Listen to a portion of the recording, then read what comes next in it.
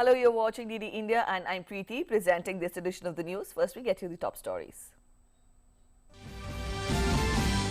Prime Minister Narendra Modi to release the 9th installment of Pradhan Mantri Kisan Samman Nidhi scheme via video conferencing to enable the transfer of an amount of over 19,500 crore rupees to more than 9 crore 75 lakh beneficiary farmer families.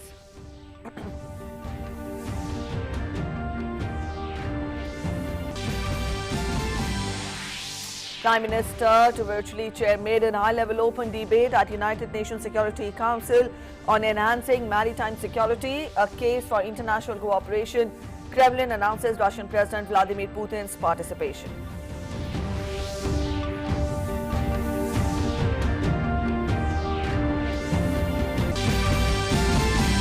In Delhi, weekly markets and partial opening of schools for students of class 10th and class 12th from today. Tamil Nadu to allow reopening of all colleges with some exceptions. Kerala to boost vaccination till August 31st among all population categories. Haryana extends lockdown till August 23rd. Goa to continue it till August 16th.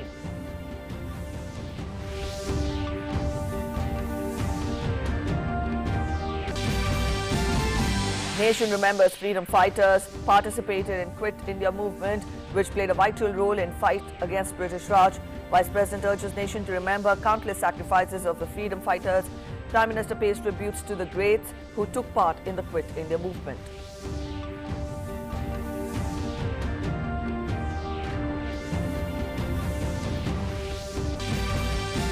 And after recording the best ever performance, Tokyo Olympics hero Neeraj Chopra is returning home. Union Sports Minister Anurag Thakur to honour the medal winners this evening.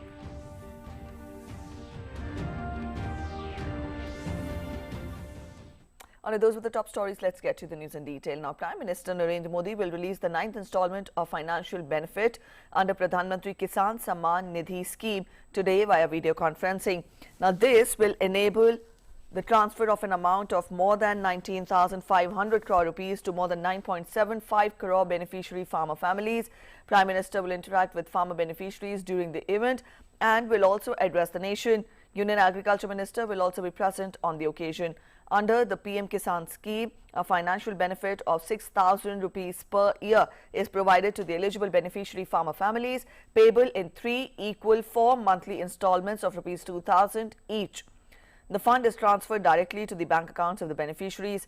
In this scheme, Samman Rashi of over 1.38 lakh crore rupees has already been transferred to farmer families so far.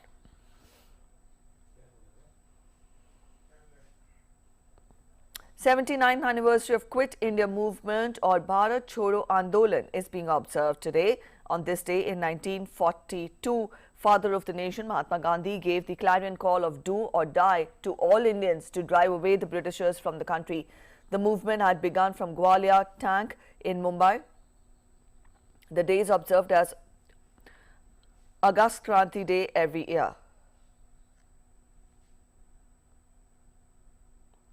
On Quit India Movement Day, Vice President Venkaiah Naidu has urged the nation to remember the countless sacrifices made by the brave sons and daughters of India who participated in the movement to free our motherland from colonial rule.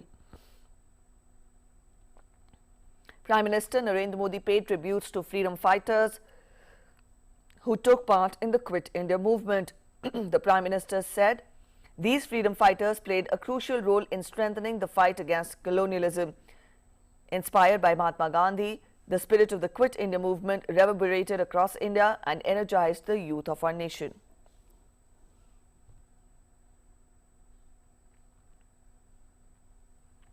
Lok Sabha Speaker Om Birla, on behalf of the lower house of parliament, paid homage to freedom fighters on the occasion of Quit India movement anniversary.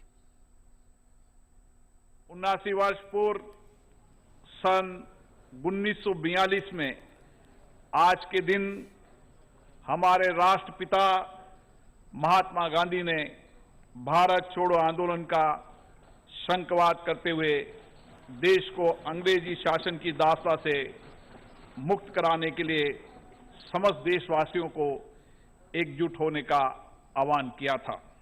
करो या मरो के नारे के साथ आरंभ हुआ यह आंदोलन धीरे धीरे जन आंदोलन बन गया।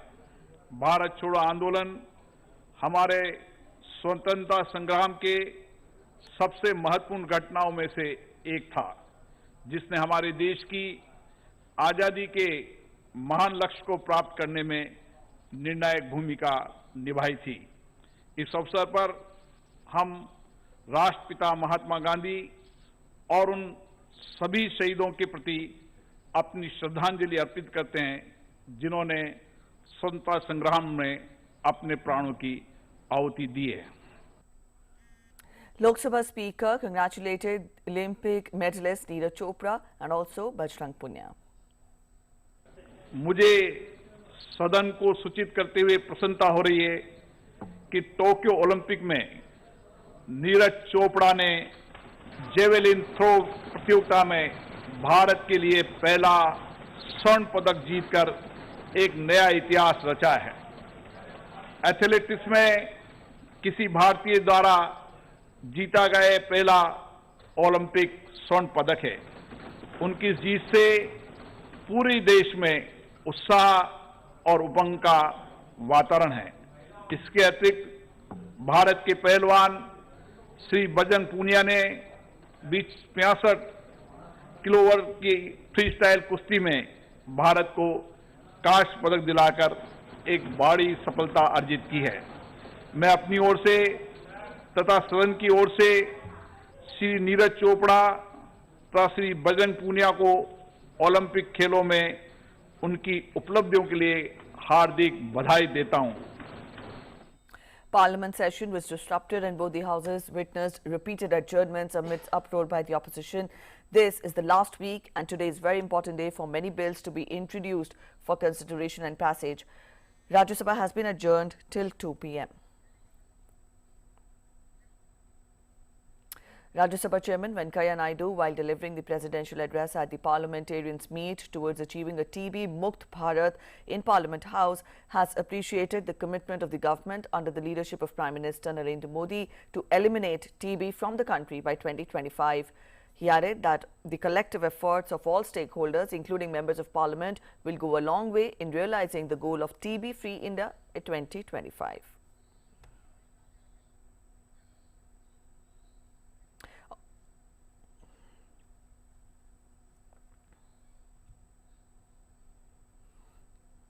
Shri Narendra Bhai Modi, they have decided to eliminate TB by 2025, and I hope the collective efforts of all the stakeholders at the central level, at the state level, at the district level, at the local level will be able to realize this goal of TB-free India by 2025.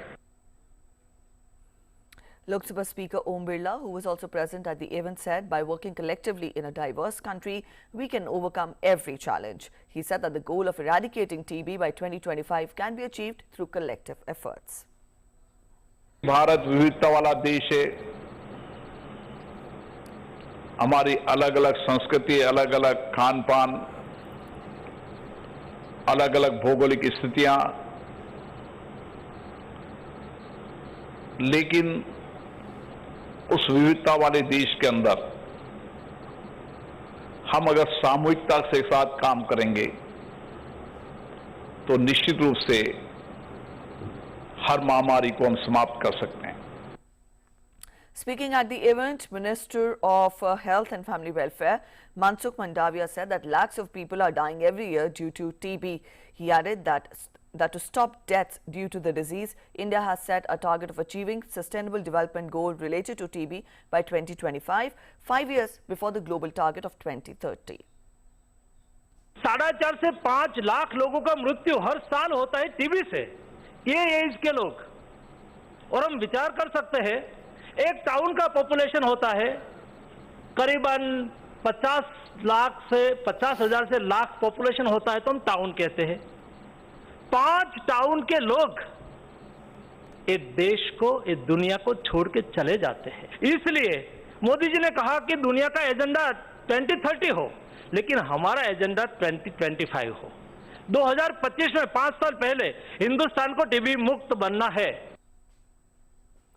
Prime Minister Narendra Modi will chair the high-level open debate on enhancing maritime security, a case for international cooperation, today at 5:30 p.m. through video conferencing.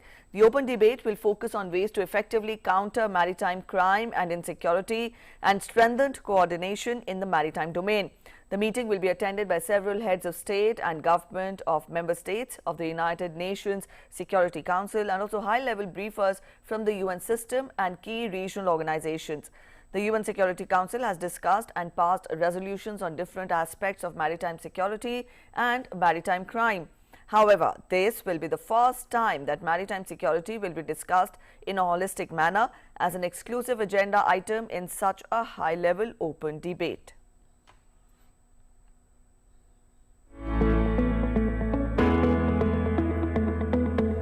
India took over the presidency of the United Nations Security Council for the month of August. Maritime security, peacekeeping, counter-terrorism are the key focus areas for India during its presidency. Prime Minister Narendra Modi will chair the high-level open debate on enhancing maritime security, a case for international cooperation, on 9th of August. Prime Minister Narendra Modi will be the first Indian Prime Minister to chair a high-level open debate at the UNSC. India has had a long maritime tradition. Her cultural footprints stretch across Asia and Africa. India is committed to a safe, secure and stable maritime domain. India will build on initiatives in the maritime domain like Sagar and the Indo-Pacific Oceans Initiative. Ours is not an exclusive approach, and we aim to bring countries together on the basis of respect for international law.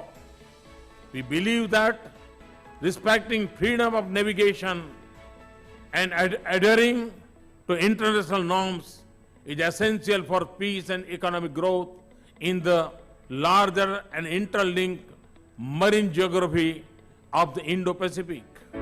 India believes in a climate of trust and transparency, respect for international maritime rules and norms by all countries, and peaceful resolution of maritime issues and increasing maritime cooperation. India's vision for advancing maritime cooperation is rooted in the civilization ethos, pluralism, coexistence, openness, and dialogue. Bureau Report, DD India. Prime Minister Narendra Modi today condemned the attack on Prime Minister Ralph Gonsalves of St. Vincent and the Grenadines. In a tweet, Prime Minister Modi wished for quick recovery and good health of Prime Minister Gonsalves. Prime Minister Modi said that he will miss the presence of Prime Minister Gonsalves at the UNSC open debate on maritime security today. The Prime Minister of the Caribbean country, St. Vincent and the Grenadines, was on Thursday struck by an object during COVID-19 related protests. He was flown to nearby Barbados for medical treatment. Prime Minister Gonsalves has been walking through a group of some 200 protesters to reach the entrance to Parliament when he was hit by a projectile just above his temple.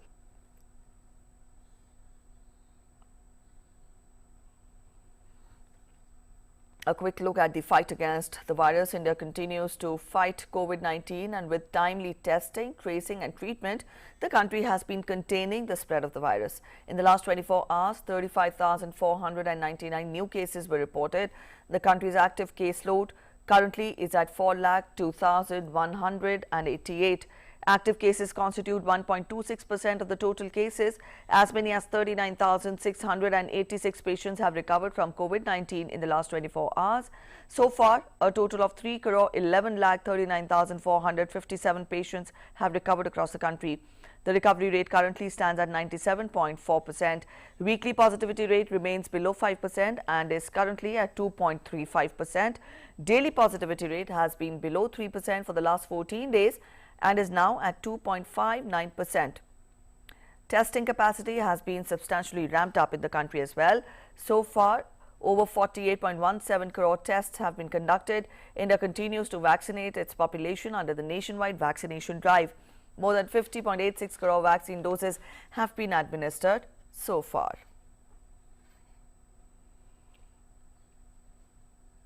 The union government is committed towards accelerating the pace and expanding the scope of COVID-19 vaccination throughout the country.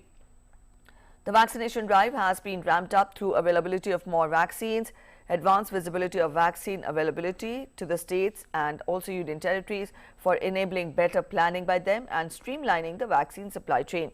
Union government will procure and supply free of cost 75% of the vaccines being produced by vaccine manufacturers in the country to the states and union territories. More than 52.4 crore vaccine doses have been provided to states and union territories so far, and a further of 8,39,780 doses are in the pipeline. Of this, the total consumption, including wastage, is 50 crore 51 lakh 29,252 doses. And more than 2.33 crore balance and unutilized COVID vaccine doses are still available with the states and union territories and also private hospitals to be administered. Schools in the national capital opened partially for students of classes 10th and class 12th from today onwards. Delhi Disaster Management Authority on Sunday had, however, specified that schools, coaching centers and colleges will remain closed for teaching purposes. As per the DDMA and its order, schools will open for work related to admission and practical activities for board examinations. Also, health checkup camps situated on the school campuses have been allowed to continue. Health checkups and referral services situated in schools or conducted from there can resume. Children of all age groups may visit these centers accompanied by their parents or guardians. Delhi Disaster Management Authority has also allowed the opening of weekly markets across the city from today, with conditions that the vendors and visitors shall follow COVID-appropriate behavior. Till now, only 50% of the allowed vendors in a weekly market per zone were permitted to transact business there. Strict compliance of standard operating procedures and all the instructions, guidelines issued by the Government of India and the Delhi government are ensured by officials. The weekly markets were closed after a lockdown was imposed in Delhi on April 19th due to a surge in cases during the second COVID wave.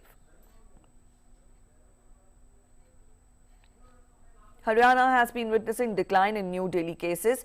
With the situation improving, the state government has decided to extend the ongoing lockdown till August 23rd with some relaxation. The state government has, however, ended the night curfew.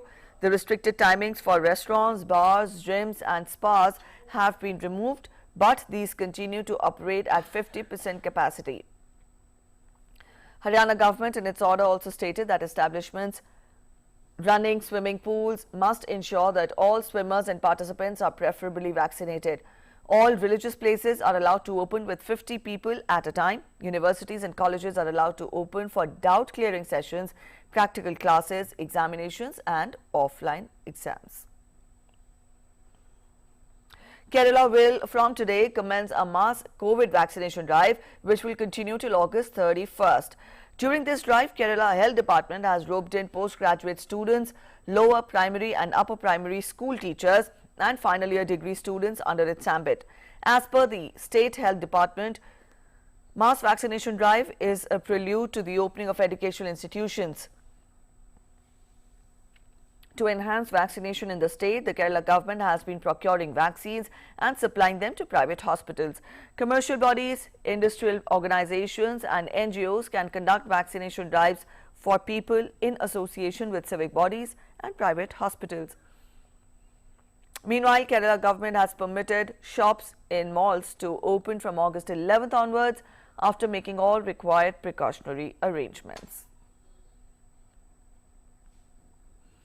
Goa government has extended COVID-induced state-level curfew till August 17th, rather 7 a.m. of August 16th. Now, the curfew was first imposed in May when cases attained peak in the coastal state.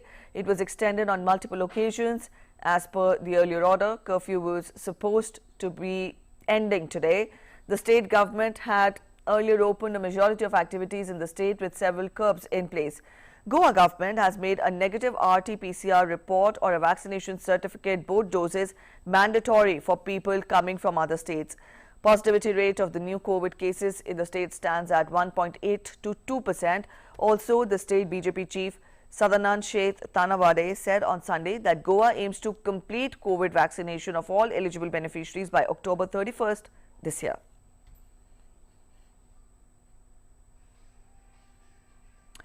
Maharashtra Chief Minister Uddhav Thackeray has announced that those who have taken 2 doses of the vaccine will be allowed to travel by Mumbai local train from 15th of August. Passengers who have a smartphone can download the train pass through the mobile app, while those who do not have a smartphone can take photo passes from municipal ward offices in the city as well as suburban railway stations. Most importantly, these passes for local travel will have QR codes so that the railway administration can verify its authenticity. Maharashtra has not yet fully recovered from the second wave. The central government has also repeatedly warned the state about this. Meanwhile, restrictions have been imposed on ordinary commuters on Mumbai suburban railways during the COVID period. Meanwhile, 5,508 new cases were reported on Sunday in Maharashtra. 4,895 patients were discharged yesterday, taking the total recoveries to 61,44,388. 159 COVID deaths were reported in the state on Sunday, and case fatality rate in the state is 2.1%. 63,53,328 people were tested positive for COVID-19 so far, which is 12.82% of the country's total positive cases. Currently, 4,22,996 people are in home quarantine and 2,749 people are in institutional quarantine. As on today, there are 71,510 active cases in the state. Tamil Nadu has extended COVID-induced lockdown until August 23rd and added more restrictions. According to the new guidelines, the offering of prayers by the public in places of worship is banned on Fridays, Saturdays and also Sundays. The state government is also planning to reopen schools for students of classes 9 to 12 from 1st of September with 50% capacity. Colleges which teach medical and nursing courses will be allowed to reopen from August 16th. The government has warned of action against shops that violate COVID guidelines that have been issued. Also, a total of 1,956 persons tested positive for COVID-19 in Tamil Nadu on Sunday. As per the official bulletin, Coimbatore topped the tally with 241 cases, followed by Chennai with 187 and Erode with 185. The total number of cases in Tamil Nadu stands at 25,75,308. 28 deaths were reported on Sunday, taking the state's total tally to 34,317. 1,807 patients were discharged on Sunday, taking the total number of recoveries in the state to 25,20,584.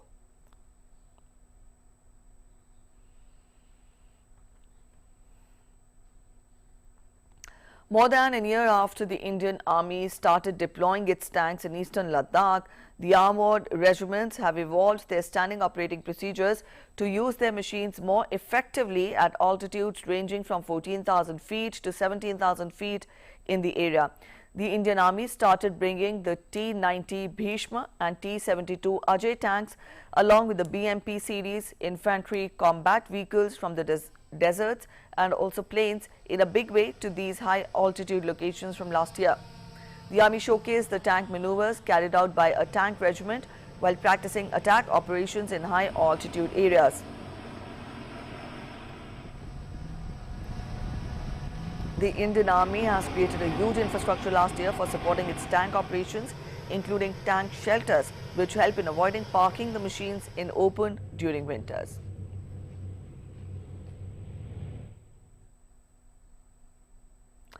Neoma Advanced Landing Ground in Ladakh witnessed operations of the Apache attack helicopters, Chinook heavy lift helicopters and the Guard Special Forces operations from Mi-17 helicopters on Sunday. Neoma Advanced Landing Ground has strategic importance due to its close proximity to line of actual control.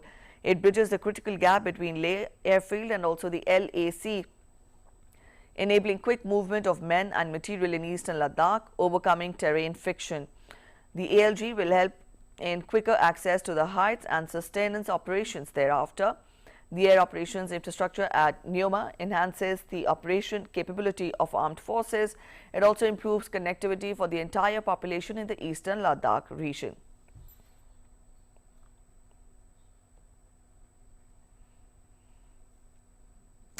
Due to incessant rainfall in Uttar Pradesh, 15 districts are in the grip of floods. Now, in these 15 districts, 257 villages have been flooded with water. Normal life has been affected due to rains. The water level of the rivers is rising rapidly due to the rains. Badaयूं, Balia, Ganga River in Ghazipur, Etawah, Auraiya, Jalaun, Yamuna River in Hamirpur, Banda, Betwa River in Hamirpur, Sharda River in Kuano, Chandri Ghat River in Gonda. They are all flowing above the danger mark. Rescue and relief work is on war footing by Army, NDRF, SDRF. Uttar Pradesh Chief Minister Yogi Adityanath will today conduct an aerial survey of the flood-affected areas of Auraiya and Etawah.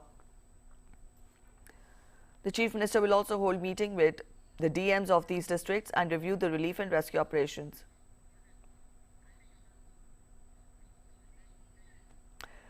All right, going back to our top story, we told you that Prime Minister Narendra Modi will be releasing the 9th installment of financial benefit under Pradhan Mantri Kisan Samman Nidhi Yojana today via video conferencing. Arun Sharma is joining us to get us more on that. Arun, when we talk of this scheme, now this will be the 9th installment which will be released by the Prime Minister. Talk more about the coverage of the scheme to its inception to this day when the 9th installment is being given. How far has the scheme come and to what extent has it been successful in changing lives of the farmers? So, Preeti, when the PM Kisan Samman Nidhi, this initiative was started, the idea was primarily to give financial assistance to the farmers of our country. That's number one. And how can the farmers' income can be doubled? That was also a big motto behind this initiative, because what government as of now is looking forward that by 2022, how can the farmers' income can be doubled? And with that reason, primarily several initiatives have been started in last primarily 6 to 7 years. Now, when we talk about PM Kisan Samman Nidhi, we know this fact that this will be the 9th installment, and Prime Minister Narendra Modi will be releasing this 9th installment, and close to 10 crore farmers will be benefited with this initiative. Now, so far, 1.4 lakh crore rupees has been allocated to 10 crore farmers all across the country. Now, this is also the world's largest exercise as far as allocating money or, crediting money directly in the account of the farmers under this PM Kisan Samman Nidhi. Now, government on one side is ensuring that how can, via this initiative like PM Kisan Samman Nidhi, the farmers of our country can be provided with financial assistance, and also they can be empowered and empowered primarily. So on the other side, government is also ensuring that how can a better agriculture infrastructure can be created for the farmers. Now, we know this fact, Preeti, that in last 7 years, several initiatives have been taken by the government that includes creation of agriculture infrastructure fund worth 1 lakh crore rupees. Now, with this initiative, now the farmers organization, the self-help groups can come forward and they can, take money under this agriculture infra fund, and they can create their own agriculture facility, warehouses, cold storages, so that the farm produce do not get wasted. And that's the reason in tier 2 town, tier 3 town, in villages primarily, this agriculture infrastructure fund is playing an important role. There's another important aspect to agriculture ecosystem in our country. Now, last year, the farm bills that were passed by the government, now these farm bills are playing a significant role in empowering the farmers of our country. Now, the farmers of our country have multiple options to sell their farm produce. Now, earlier, they were only limited to the aratiyas or the middlemen primarily to sell their farm produce. They could not sell to anybody else or other than the middlemen. But now there are multiple options like big corporate players, the private players, the individuals. They can sell their farm produce not only in one state, they can do it to another states as well. So now the farmer is not limited to only one person or one place or the one state. Now the farmer has multiple options. So this gives a wide variety of the choices to the farmers. Now this also ensures that how can the farmer's income can be doubled. Another initiatives like Kisan Rail primarily that was started specifically during the COVID time.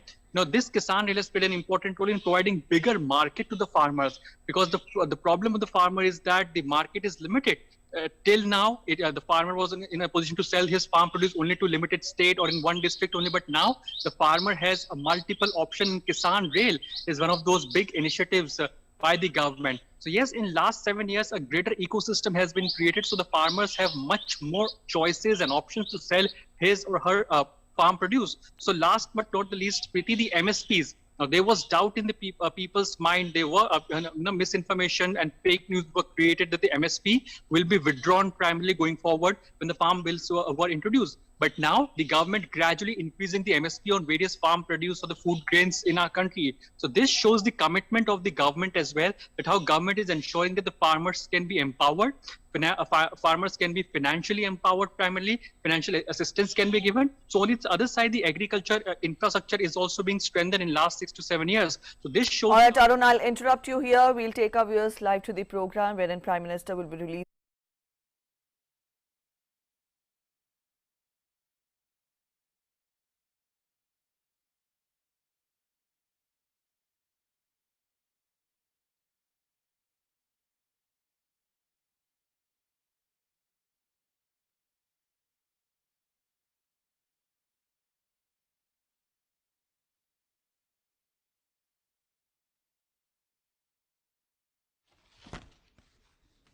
माननीय प्रधानमंत्री जी एवं सभी को नमस्कार। PM किसान योजना के तहत डीबीटी के माध्यम से धनराशि अंतरण करने तथा किसानों से सीधा संवाद बातचीत करने हेतु आयोजित कार्यक्रम में हम माननीय प्रधानमंत्री जी का अभिवादन करते हैं। मैं केंद्रीय कृषि एवं कल्याण मंत्री नरेंद्र सिंह तोमर जी से स्वागत अनुमोदन हेतु अनुरोध करता हूं।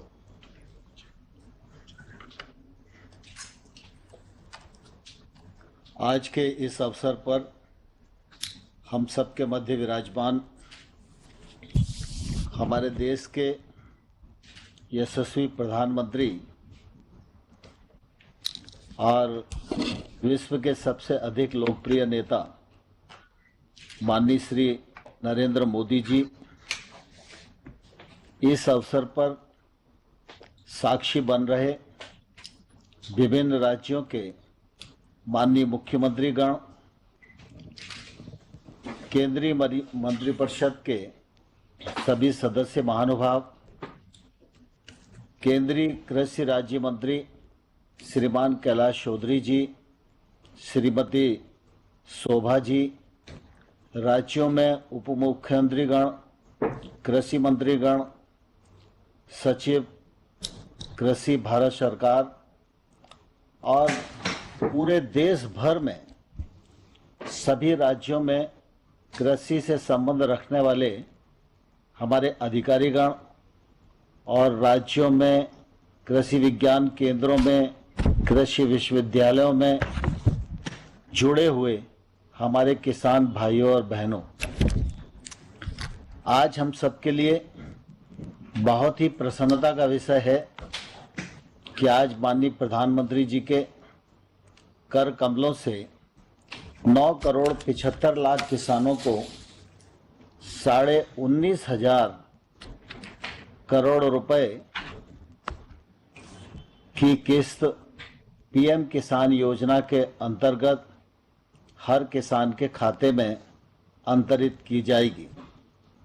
मैं मंत्रालय की ओर से माननीय प्रधानमंत्री जी का हृदय से धन्यवाद करना चाहता हूं, क्योंकि जब भी गांव गरीब और किसान की बात आती है, प्रधानमंत्री जी कृपा पूर्वक मंत्रालय को समय देते हैं, किसानों से बातचीत करते हैं, उन्हें प्रोत्साहित करने का काम करते हैं और आने वाले कल में यह क्षेत्र अग्रणी क्षेत्र के रूप में बने, इस दृष्टि से प्रधानमंत्री जी का उदारता पूर्वक जो व्यवहार है वह देश की तरक्की के लिए भी मील का पत्थर है और हम सब मंत्रालय की ओर से माननीय प्रधानमंत्री जी का हृदय से बहुत बहुत स्वागत करते हैं, बहुत बहुत अभिनंदन करते हैं। माननीय प्रधानमंत्री जी की उपस्थिति के परिणाम स्वरूप आज देश भर में मुख्यमंत्रीगण, कृषि मंत्रीगण, केंद्रीय मंत्रीगण और किसान भाई और बहन 7 करोड़ से अधिक मात्रा में इस कार्यक्रम से जुड़े हुए हैं। उन सब का भी मैं इस अवसर पर हृदयपूर्वक बहुत बहुत स्वागत करता हूं, बहुत बहुत अभिनंदन करता हूं।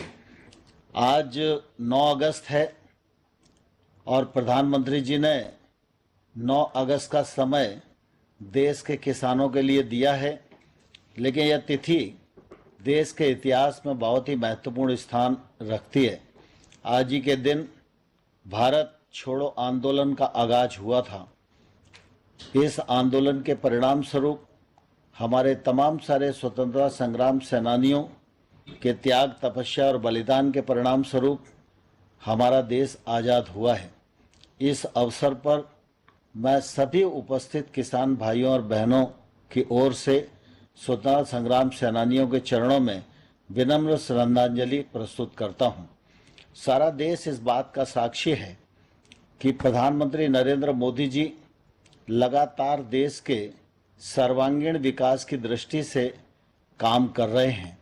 समग्र विकास हो, संतुलित विकास हो, देश आगे बढ़े, दुनिया में भारत की साख बढ़े, दुनिया में भारत की ताकत बढ़े, इस दृष्टि से लगातार उनका प्रयत्न रहा है। देश इस बात का साक्षी है कि इस बार जब ओलंपिक होने वाला था तो ओलंपिक से पूर्व भी उन्होंने खिलाड़ियों से चर्चा की, उनको प्रोत्साहित किया, उनका उत्साहवर्धन किया। खिलाड़ियों का परिश्रम, उनका समर्पण और प्रधानमंत्री जी का प्रोत्साहन, उसके परिणाम स्वरूप आज हम देख रहे हैं कि भारत को ओलंपिक में अनेक पदक प्राप्त हुए हैं। मैं यह कहूं तो अतिशयोक्ति नहीं होगी, ओलंपिक के इतिहास में भारत का यह सर्वश्रेष्ठ प्रदर्शन है। मैं किसान भाइयों और बहनों की ओर से सभी खिलाड़ियों को भी बहुत बहुत शुभकामनाएं इस मौके पर देना चाहता हूं और प्रधानमंत्री जी को बहुत बहुत बधाई इस अवसर पर देना चाहता हूं। हम जानते हैं कि प्रधानमंत्री जी ने 2014 में जब से काम संभाला तब से लगातार उनकी ये कोशिश रही है कि गरीब के जीवन स्तर में बदलाव आए और किसान की आमदनी दोगुनी हो। किसान की आमदनी दोगुनी करने के लिए अनेक योजनाओं का संचालन भारत सरकार की ओर से, राज्य सरकार के सहयोग से किया जा रहा है और उसका प्रतिफल निश्चित रूप से आज हमारे देश को देखने को मिल रहा है। जहां सुधार की आवश्यकता है वहां सुधार किए गए हैं। कृषि सुधार कानूनों को लागू किया गया है और नीम कोटिंग यूरिया जैसे अनेक प्रयत्न देश में किए गए हैं, जिसके कारण फर्टिलाइजर की व्यवस्था निश्चित रूप से किसान तक पहुंची है और किसान को जो हर साल आने वाली परेशानी होती थी उससे बचाव हुआ है। अभी कुछ ही दिन पूर्व हम सब जानते हैं कि जब डीएपी के अंतर्राष्ट्रीय भाव बढ़े और उस समय ऐसा लग रहा था कि अब किसान को महंगा डीएपी खरीदना पड़ेगा, लेकिन प्रधानमंत्री जी ने जरा सा भी समय नहीं लगाया, बैठक की, निर्णय किया और आदेश जारी किए। एक बैग पर 1200 रुपये तक की सब्सिडी देने का निर्णय प्रधानमंत्री जी ने किया। उसी का परिणाम है आज डीएपी का एक बैग किसान को 1200 रुपये में मिल पा रहा है। फसल बीमा के माध्यम से किसानों को एक सफल सुरक्षा कवच देने की कोशिश की और मुझे कहते हुए प्रसन्नता है कि पिछले वर्षों में 17,000 करोड़ रुपया किसानों का प्रीमियम आया, लेकिन उसके फलस्वरूप किसानों के नुकसान की भरपाई 94,000 करोड़ रुपए के रूप में कंपनियों के द्वारा की गई है। हमारा पीएम किसान योजना निश्चित रूप से बहुत ही सफल और सार्थक है। सवाल इस योजना के अंतर्गत साल में 3 किस्तों में 6,000 रुपये देने का नहीं है। सवाल इस बात का है कि एक छोटा किसान जो साहूकारी के ऋण से दम तोड़ देता था, उस किसान के प्रति प्रधानमंत्री जी की सोच, प्रधानमंत्री जी की संवेदनशीलता और उसकी तकलीफ में और उसको आगे बढ़ने के लिए सहकार करने की सरकार की जो नीयत है, वह नीयत इस बात का परिचायक है कि प्रधानमंत्री जी किसान को किस दिशा में ले जाना चाहते हैं और खेती के क्षेत्र में देश आगे बढ़े, इस दृष्टि से प्रधानमंत्री जी की कितनी बारीक कोशिश है, यह पीएम किसान योजना इस बात की परिचायक है। और पिछले दिनों मुझे ध्यान है कि जब से पीएम किसान योजना का आरंभ हुआ है, आज के 19,500 करोड़ रुपए को छोड़कर इसके पूर्व 11 करोड़ से अधिक किसानों को 1,37,000 करोड़ रुपया प्रधानमंत्री जी के द्वारा किसानों के खाते में पहुंचाने का एक सद प्रयत्न किया गया है, जिसका लाभ निश्चित रूप से किसानों को मिल रहा है। पिछले दिनों कोविड से ठीक पहले फरवरी 20 में प्रधानमंत्री जी ने कहा था कि जिन लोगों के जो लोग प्रधानमंत्री किसान सम्मान निधि के पात्र हितग्राही हैं, उन सबको केसीसी से जोड़ना चाहिए। और इस अभियान की शुरुआत उत्तर प्रदेश के चित्रकूट में प्रधानमंत्री जी ने की थी, और उसके बाद लॉकडाउन आया, कोविड आया, और लगातार हम लोग संभल नहीं पा रहे हैं। लेकिन इसके साथ ही साथ प्रधानमंत्री जी का जो संकल्प था, और उस संकल्प के साथ विभाग जुड़ा, बैंक जुड़ी, और सारे लोगों ने मिलकर काम किया, तो कोविड के इस समय भी 2,28,00,000 किसानों को 2,32,000 करोड़ रुपए से ज़्यादा का ऋण किसानों को उपलब्ध कराया गया। यह अभियान अपने आप में इस बात का परिचायक है कि गरीब किसान को कैसे ताकतवर बनाया जाए, इस दिशा में प्रधानमंत्री जी कितने प्रयत्नशील हैं। आज फिर हम एक बार सभी किसानों के साथ इस कार्यक्रम के माध्यम से मिल रहे हैं, लेकिन मैं किसान भाइयों और बहनों को एक और तो इस बात के लिए धन्यवाद देना चाहता हूं कि कोविड की प्रतिकूल परिस्थितियों में प्रधानमंत्री जी के दूरदृष्टि सोच के कारण तमाम प्रकार की कृषि के क्षेत्र को छूट दी गई। उसके परिणाम स्वरूप किसानों ने बम्पर पैदावार की, किसानों ने ठीक प्रकार से अपनी फसल को समर्थन मूल्य पर भी भेजा और बाजार में भी भेजा, और किसानों को निश्चित रूप से एमएसपी का भी पर्याप्त लाभ मिला है, और इससे किसान की ताकत बढ़ी है। और आने वाले कल में भी जो फसलों का अनुमान है, वो निश्चित रूप से किसान परिश्रम पूर्वक काम करेगा, और आने वाले कल में भी कृषि के क्षेत्र में हम अच्छा उत्पादन करने में सफल होंगे।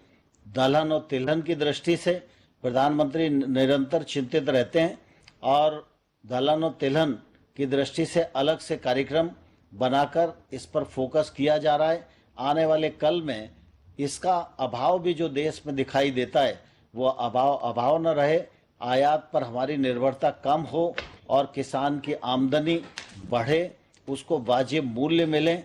इस दिशा में भारत सरकार पूरे मनोयोग के साथ काम कर रही है।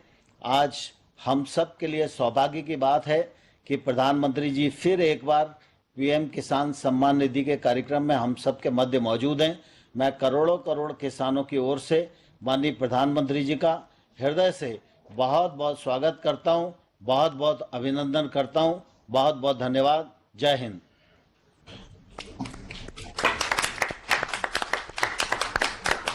माननीय कृषि एवं किसान कल्याण मंत्री जी का धन्यवाद। अब हम माननीय प्रधानमंत्री जी के समक्ष एक फिल्म का प्रस्तुतिकरण कर रहे हैं।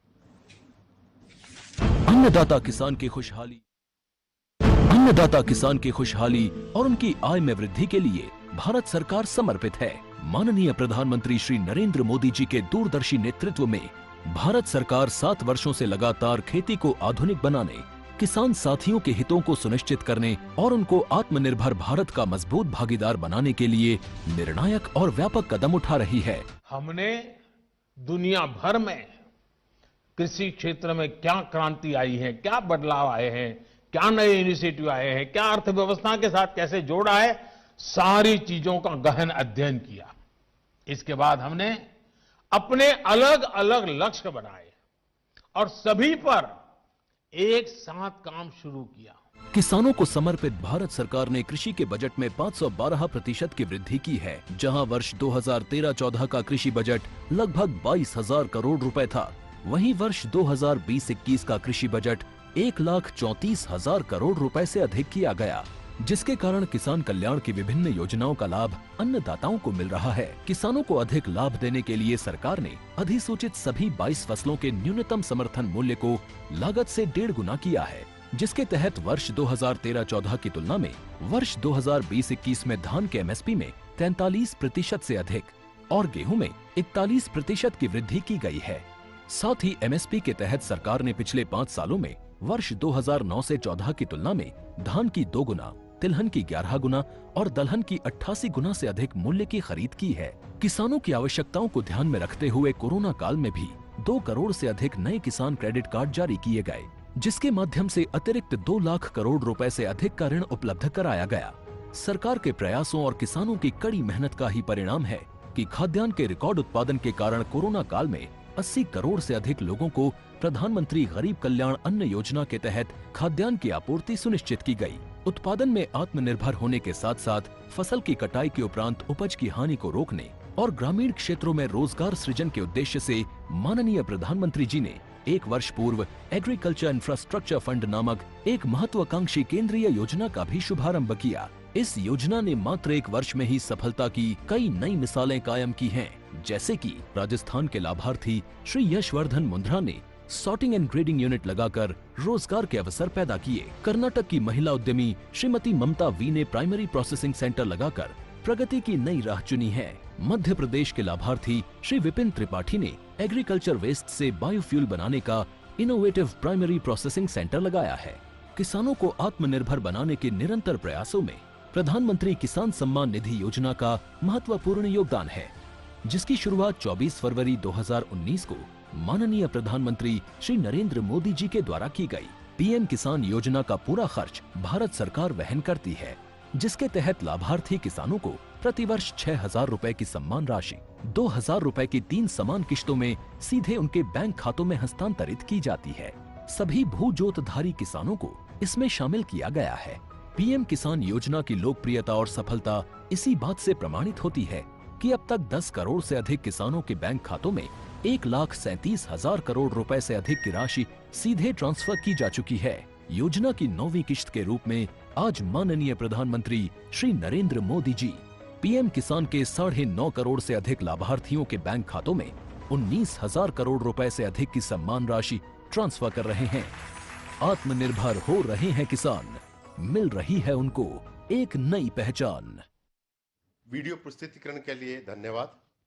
अब हम माननीय प्रधानमंत्री जी से अनुरोध करेंगे कि वे बटन दबाएं और प्रत्यक्ष लाभ अंतरण के माध्यम से 9,75,46,378 किसानों को 19,508 करोड़ रुपए से अधिक की धनराशि का अंतरण करें।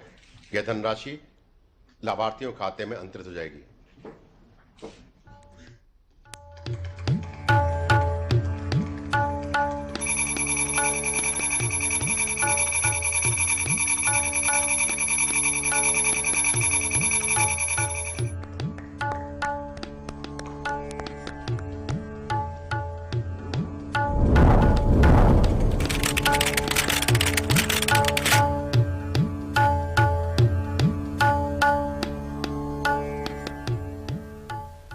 प्रधानमंत्री जी का बहुत बहुत धन्यवाद। अब माननीय प्रधानमंत्री जी को पीएम किसान योजना के लाभार्थी गोवा से श्रीमती प्रतिभा वेलिप जी से संवाद हेतु आमंत्रित करेंगे, जो धान खेती की करती हैं, काजू, नारियल, सुपारी मिश्रित खेती करती हैं। श्रीमती प्रतिभा वेलिप जी। प्रतिभा जी नमस्ते। माननीय प्रधानमंत्री जी नमस्कार। तुम्हें मराठी बोलता है या कोंकणी बोलता है? हिंदी आती है थोड़ी थोड़ी आती है। अच्छा प्रतिभा जी बताइए कि आप कितनी फसलों की खेती करती हैं? मुझे बताया गया कि आप किसी खास पद्धति का इस्तेमाल करती हैं। जरा मुझे भी उत्सुकता हो गई, जरा समझो आप क्या करती हैं। प्रधानमंत्री जी, मैं मिश्रित खेती करती हूँ। इसमें नारियल, काजू, सुपारी, केले आदि शामिल हैं। इसके साथ मैं श्री पद्धति से चावल की भी खेती करती हूँ, जिसमें कम खर्च में अच्छी पैदावार होती है। अच्छा प्रतिभा जी, ये बताइए कि आपको पीएम किसान योजना के जरिए ये जो 2-2 हजार रुपये मिलते हैं, उसका आपके कितना लाभ होता है, कितना उपयोग होता है? इस योजना से राशि से मैं बीज, खाद, कीटनाशक लाने में खर्च करती हूँ। इस योजना से मुझे बहुत लाभ हुआ। तो प्रताप जी, आप हिंदी कैसे बोल लेती है? वहाँ आपके यहाँ तो सब कोंकणी बोलते हैं। कोंकणी बोल रहे हैं। हिंदी फिल्में देखती होगी आप? देखती है, और स्कूल में ही पढ़ था। हाँ, तो हिंदी स्कूल में टीवी हिंदी सीरियल हिंदी देखती थोड़ी। हैं? और बच्चों को भी पढ़ाती है। अच्छा, बच्चों को घर में। पढ़ाती है? हाँ। हाँ, बच्चों को। अच्छा, बच्चे क्या पढ़ते हैं अभी? अभी 2 की शादी हुई और इसने एक ने TY किया था, दूसरी 10th, तीसरी 12th हो गई, यानी ये TY है। आप छोटी है लड़की। इतने सारे खेती के प्रयोग करती हैं, तो बाकी किसान देखने के लिए आते हैं? क्या आप करती हैं, कैसे करती हैं? एक साथ एक ही जमीन पे इतनी चीजें एक साथ करती हैं आप? नहीं, मेरा पति भी मुझे हाथ बढ़ाता है और बच्चे भी बढ़ाते हैं और मजदूर भी थोड़े लेते हैं। नहीं, अड़ोस पड़ोस के लोग आते हैं देखने के लिए, और खेत किसान आते हैं देखने? आते हैं। हाँ, तो वो लोग पूछते हैं कि आपने ये कमाल कैसे कर दिया? और उसको मालूम है। हाँ। उसने हमको एग्रीकल्चर में सब उसका ट्रेनिंग दिया था। अब सब लोग ऐसी श्री पद्धति में करते हैं। प्रतिभा जी, सबसे पहले तो आपको बधाई कि आप इतनी तरह की फसल उगाती हैं। इसमें धन्यवाद बहुत मेहनत प्रधानमंत्री जी। लगती है, फसलों का ध्यान रखना पड़ता है। आप ये सारे काम बहुत ही बखूबी कर रही हैं। प्रतिभा जी, जब हमने PM किसान योजना शुरू की तो कहा जाता था कि इस रकम में किसान का क्या भला होगा। आज आपने बता दिया कि हमारे किसान इन रकम का कितना अच्छी तरह से इस्तेमाल कर रहे हैं। मेरी आपको बहुत शुभकामनाएं, और आपके बच्चे पढ़ लिख करके बहुत आगे जाएं, ये मेरे उनको आशीर्वाद हैं। आपको मेरे हृदय से प्रणाम। धन्यवाद। धन्यवाद श्रीमती प्रतिभा जी। माननीय प्रधानमंत्री जी को बताते हुए बहुत हर्ष हो रहा है कि आज ही के दिन गत वर्ष आपने कृषि अवसंरचना कोष AIF योजना शुरू की थी। आज उसके पूरे 1 वर्ष हो रहे हैं। अब मैं महाराष्ट्र के श्री देवेंद्र दानेश्वर दपेतकर को आमंत्रित करूंगा, जो कृषि अवसंरचना कोष के लाभार्थी हैं। इस योजना के तहत श्री देवेंद्र जी द्वारा महाराष्ट्र में आम और केला पकाने का कक्ष स्थापित किया है। श्री देवेंद्र जी। देवेंद्र जी, नमस्कार। नमस्कार। बताइए, क्या करते हैं आप? बेसिकली मैं एक फार्मर हूँ, मैंगो प्रोड्यूसर हूँ। मैं आम प्रोड्यूस करता हूँ, और आम अभी ये प्रोजेक्ट की वजह से मैं आम पहले 14-15 दिन लगते थे, अभी ये प्रोजेक्ट की वजह से मैं 4-5 दिन में आम पका लेता हूँ। यानी ऑर्गेनिक वे है कि कार्बाइड का उपयोग करते हैं? नहीं, पूरी तरह से ऑर्गेनिक है, साइंटिफिकली प्रूवन है और कोई हानिकारक नहीं शरीर के लिए। आपकी पढ़ाई क्या हुई Devendra ji? Diploma in civil engineering. अच्छा, फिर आप खेती में लग गए? हाँ, पिताजी पहले से खेती करते थे, उसके बाद मैं और मेरा भाई और पूरी फैमिली लगती है फार्मिंग में, सब मैंगो और कैशू। आप फसल पकाने का काम करते हैं तो फसल कभी कभी खराब भी हो जाती होगी। फल को पकाते हैं आप तो? हाँ, होती थी, पहले होती थी। जो हम पकाते थे तो उस टाइम थोड़ा सा यानी 20-30% खराब होने का चांसेस था। लेकिन अभी ये राइपनिंग चेम्बर्स की वजह से क्या हुआ, उसमें 28 to 30 डिग्री का टेम्परेचर मेंटेन रहता है। तो उसमें स्पॉन्जी टिश्यू का जो इश्यू रहता है एक्सेसिव टेम्परेचर की वजह से, वो बिल्कुल चला गया। 28 to 30 डिग्री मेंटेन होता है और उसमें स्पॉन्जी टिश्यू निकल गया है सब। तो आपके किसानों को मालूम है कि अब लोग ये कार्बाइड के द्वारा पकाए हुए फल खाना पसंद नहीं करते हैं, ऑर्गेनिक वे में पके हुए फल खाना पसंद करते हैं, और इसलिए उनको पैसे ज्यादा मिलते हैं क्या किसानों को? हाँ बिल्कुल, अभी समझो हमने खुद का अभी प्रोडक्ट बना दिया, अभी मैंने क्या किया है, मार्केट बना दिया, मेरा जो ब्रांड है उसका नाम लग दिया श्री विश्वेश्वर मैंगोज, और उसके ऊपर मैं लिख सकता हूँ कि साइंटिफिकली प्रूवन ऑर्गेनिक राइपन, ऐसे लिख सकता हूँ।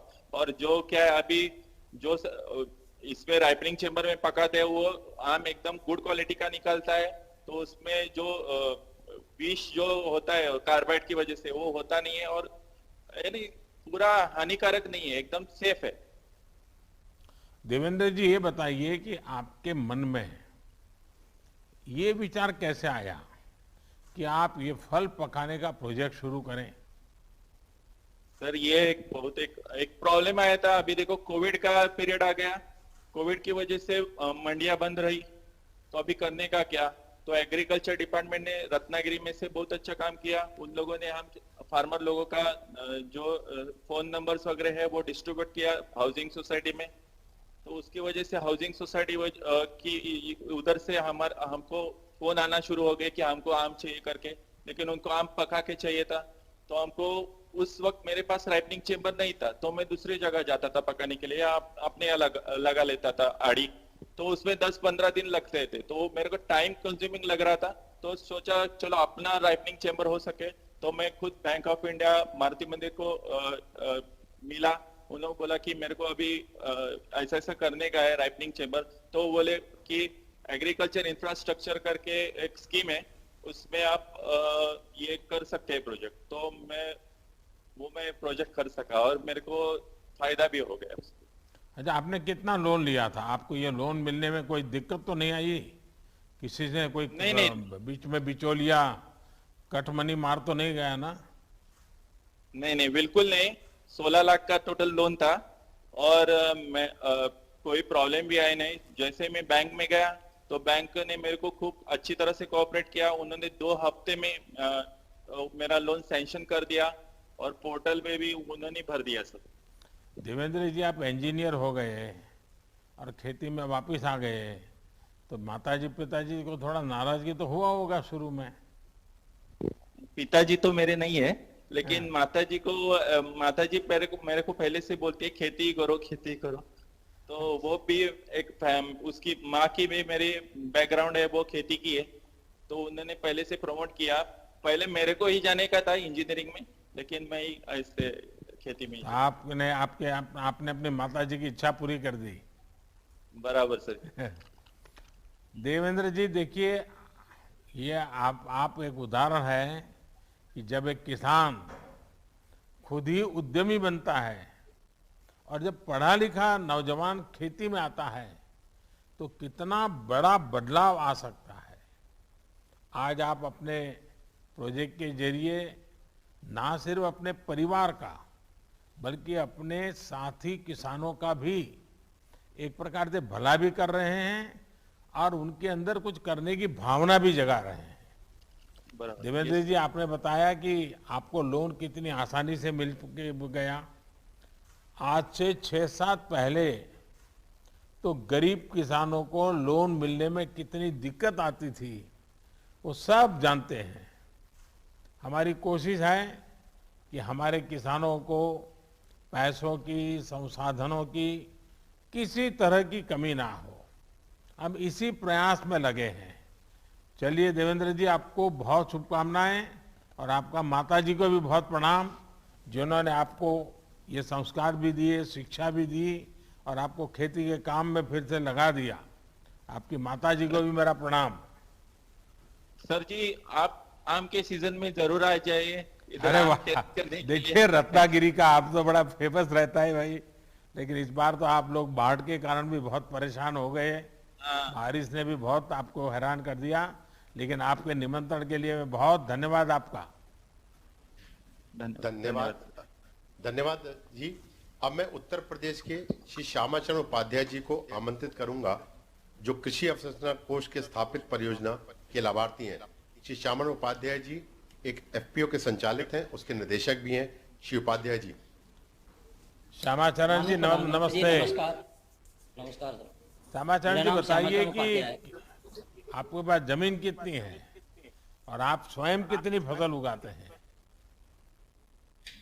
मेरा नाम सर श्यामाचरण उपाध्याय है मैंने Maddy aroma agro producer company का गठन किया सन 2018 में और अपने 517 सदस्यों के माध्यम से हम औषधि एवं सघन फसलों की खेती करा रहे हैं।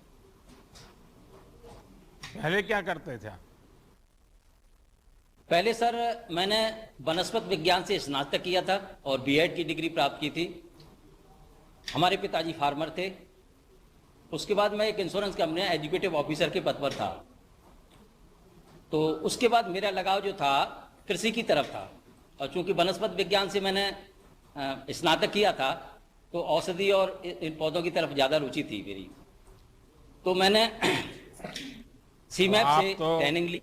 आप तो सरकार को भी जानते हैं, आप सब्जेक्ट को भी जानते हैं और पूरी तरह आपने तो जीवन इसमें खपाया है। तो मुझे तो पक्का विश्वास है कि आपको सरकार की किस योजना का लाभ लेना चाहिए, कैसे लाभ लेना चाहिए, इसका पूरा पक्का ज्ञान होगा आपको। तो हाँ सर, तो अभी जो है एग्रीकल्चर इंफ्रास्ट्रक्चर फंड से हमारे जनपद में शिवांचल आइस एंड चिलिंग प्लांट लगा हुआ है। तो हम अपनी औषधि फसलें हैं, फल हैं, सब्जियां हैं, तो इनको उसमें रखते हैं। जब मूल्य कम होता है लेकिन जैसे ही मूल्य बढ़ता है तो वहाँ से निकाल कर हम मार्केट में बेचते हैं। तो इससे हमारे सदस्यों को, फार्मर सदस्यों को काफ़ी लाभ हो जाता है और उसकी गुणवत्ता भी बनी रहती है। अच्छा उपाध्याय जी, बताइए कि पहले जब आप अकेले बाजार में फसल बेचते थे और अब आप एक एफपीओ बनाकर फसल बेचते हैं तो आपको तो फर्क समझ आता होगा, लेकिन जो किसान आपके साथ जुड़े हैं वो क्या फर्क महसूस करते हैं? जी सर, हमारे जो सदस्य फार्मर हैं उनके लगभग 280 एकड़ भूमि है, 200 हेक्टेयर भूमि है।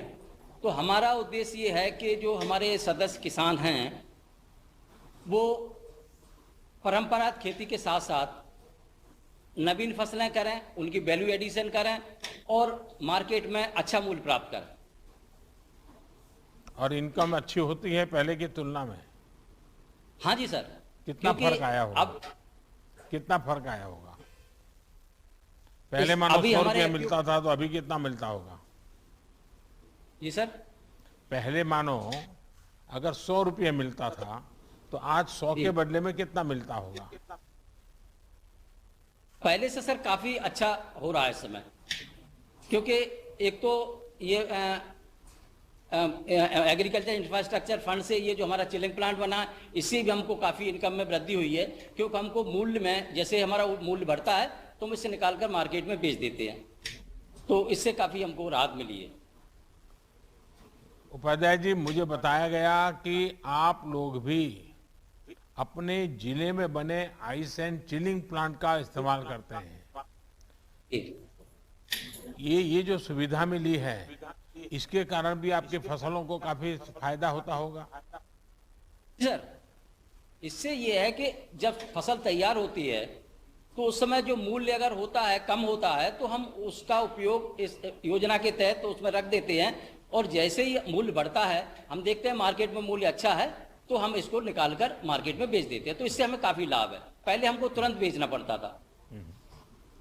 देखिए श्यामा जी, आपने खुद बताया कि जब हमारे किसान एक एफपीओ बनाकर उपज बेचते हैं तो उनके जीवन में कितना बड़ा फर्क पड़ता है। इसी तरह जिले में एक आइस एंड चिलिंग प्लांट बनने में भी कितना बदलाव आया है।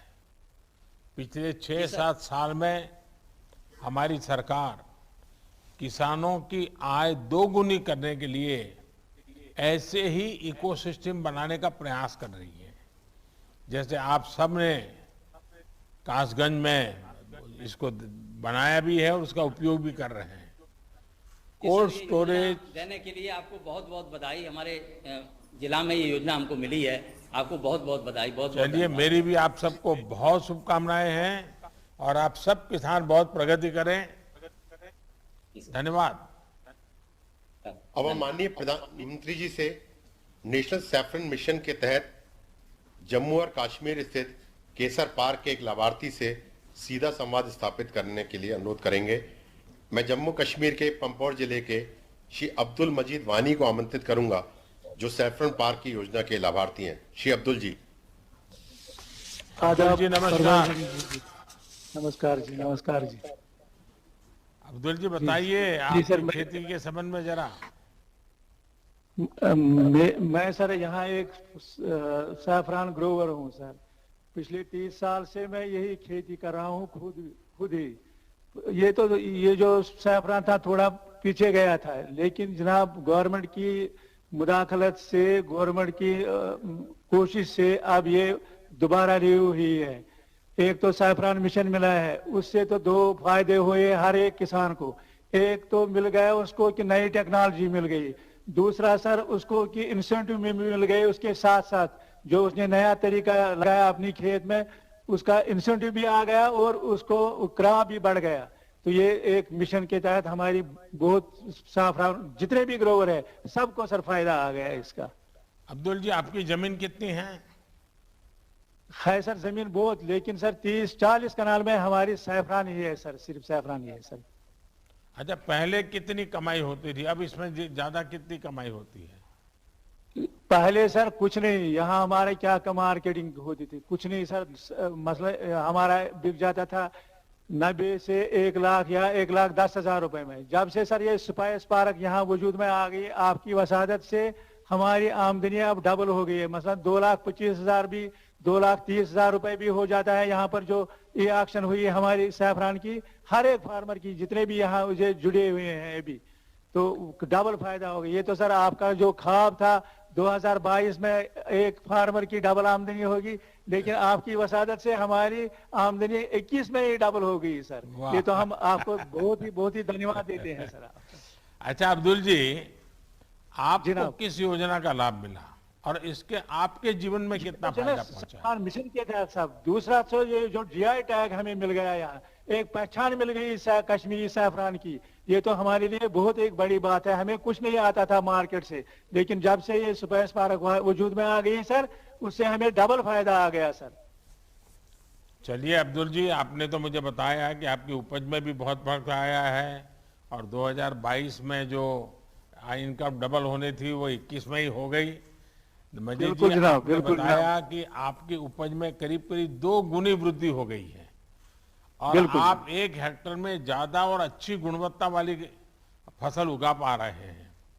हमारा भी यही प्रयास है कि कश्मीर से कन्याकुमारी तक और कच्छ से लेकर के कामाख्या तक देश के किसानों की आय बढ़े। कश्मीर में केसर पार्क खोलने के पीछे भी यही भावना थी कि किसानों को तकनीक का फायदा मिल सके, जिससे हमारे कश्मीर के केसर की महक पूरी दुनिया में फैले। और आप लोग जो मेहनत कर रहे हैं उसका रंग लगा अब बराबर आ रहा है।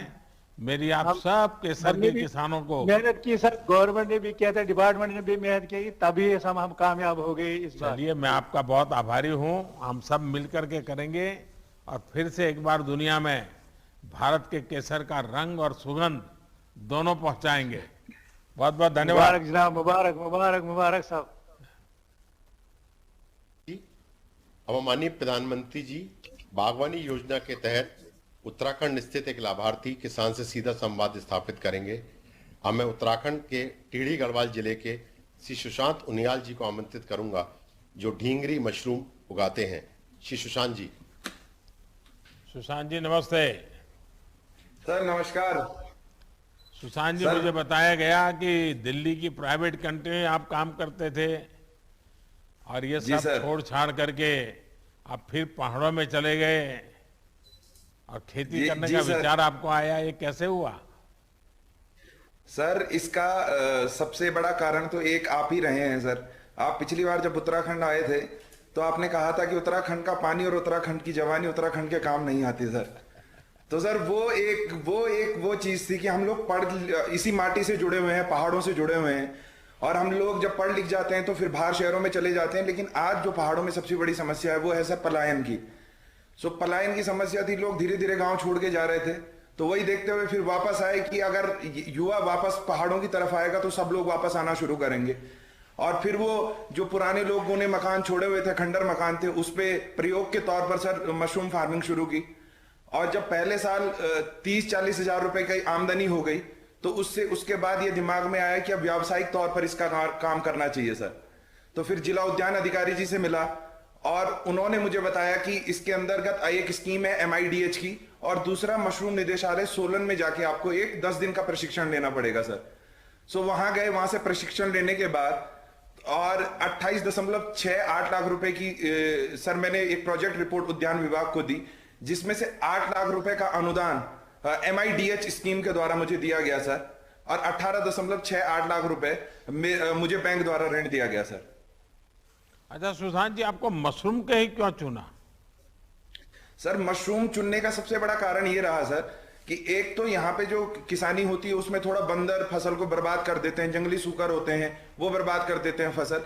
ये मशरूम की जो खेती है सर ये पूरी तरह से इंडोर है और तो इसलिए, और एक और मुख्य जो सबसे बड़ा कारण है सर, ज्यादातर मशरूम की खेती कंट्रोल्ड एनवायरनमेंट में की जाती है, AC लगाए जाते हैं टेम्परेचर मेंटेन करने के लिए, लेकिन हमारे यहाँ पे जो सबसे अच्छी चीज है सर 9 महीने तक इसकी जलवायु इसको प्राकृतिक तौर पर इसको सपोर्ट करती है, तो ये फैसला इसलिए लिया गया सर।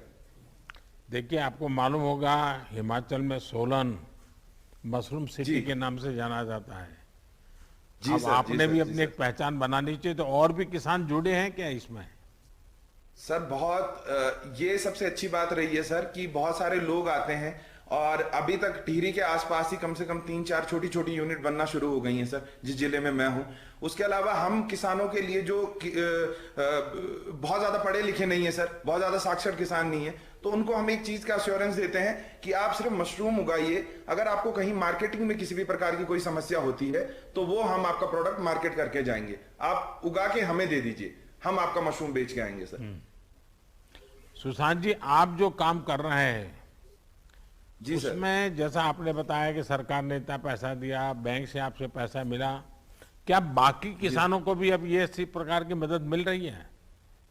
जी सर बिल्कुल मिल रही है सर, क्योंकि हॉर्टिकल्चर की MIDH स्कीम जब भी उद्यान अधिकारी गांव में भी आते हैं तो वो भी लोगों को इस प्रकार बताते हैं। और सबसे अच्छी चीज ये होता है सर कि जितने भी पुराने, जैसे अब मेरी यूनिट को 2 साल हो गए हैं सर, तो हर एक किसान को वहां से मेरा नंबर दे दिया जाता है, जिसको अगर कोई प्रशिक्षण भी लेना है और क्या क्या फॉर्मेलिटीज होंगी उसके लिए, वो सारा का सारा उसको बता दिया जाता है सर हमारे द्वारा। ये आपका स्थान कहां पर है? ये सर टिहरी गढ़वाल डिस्ट्रिक्ट है सर उत्तराखंड का, और उसका एक विकास खंड है चंबा, उससे 7 किलोमीटर आगे सर उत्तरकाशी के लिए एक रोड जाती है जो गंगोत्री जाती है, गंगोत्री धाम, वहीं पे 7 किलोमीटर आगे है सर, रोड से 7 किलोमीटर आगे। जी सर। सुशांत जी, बहुत अच्छा लगा कि दिल्ली में पढ़ाई और नौकरी करने के बाद आप अपने गांव में लौटे और आपने सही पकड़ा। मैं जब भी उत्तराखंड में आया हूँ एक बात बोलता रहता था कि उत्तराखंड का हमारे पहाड़ों का एक प्रॉब्लम रहता है कि पहाड़ों का पानी और पहाड़ों की जवानी पहाड़ के काम नहीं आती है, और इसलिए हमने उसको उलट करना है। आज आपके माध्यम से वो उलट हो रहा है और पहाड़ की जवानी फिर पहाड़ के काम आ रही है। ये मेरे लिए बहुत खुशी की बात है। वहाँ पर लोगों को पलायन न करने के लिए आपने प्रेरित किया है। आप जैसा पढ़ा लिखा युवा जब खेती करता है तो कितना बदलाव आता है। हमारी सरकार की कोशिश है कि हम गांव और शहर में सुविधाओं के भेद को कम से कम कर सकें। जो युवा अपने गांव में आकर खुद के लिए, अपने गांव के लिए कुछ करना चाहते हैं, उनकी हर स्तर पर मदद कर सके। देश भर में ऐसे युवाओं के लिए आप प्रेरणा है। आपको मेरी बहुत बहुत बधाई, बहुत बहुत शुभकामनाएं। धन्यवाद। जी सर, आपका बहुत बहुत धन्यवाद sir.